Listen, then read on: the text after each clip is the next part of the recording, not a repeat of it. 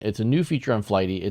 I would say it's a little bit of a knock on American. I still don't know exactly how I'd expect an airline to handle this. I had a late afternoon flight, like a 5 p.m. something departure, that was still showing as on time by American Airlines and by Flighty, but there's a banner at the top of Flighty now. It showed my flight time, but then right below it, it said, your takeoff slot is 2 hours and 20 minutes after your departure time. And it was the first time that I'd seen this.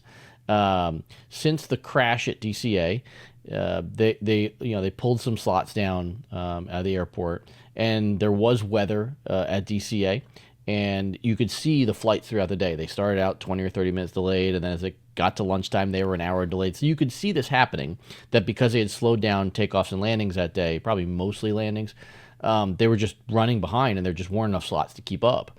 So two things here. First off, I thought this was a really cool Flighty feature. You're still, because the flight was still showing on time, you're still debating whether or not you want to take the risk of showing up at the airport late.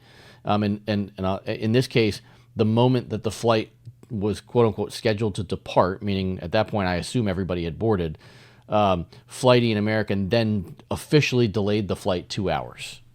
So it sounds like my guess is that they at least got everybody on board. Maybe they closed the door, so maybe you wouldn't have had a choice.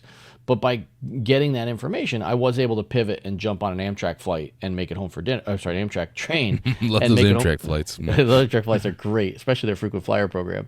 But I was able to make it home for dinner. So I thought it was a cool Flighty feature.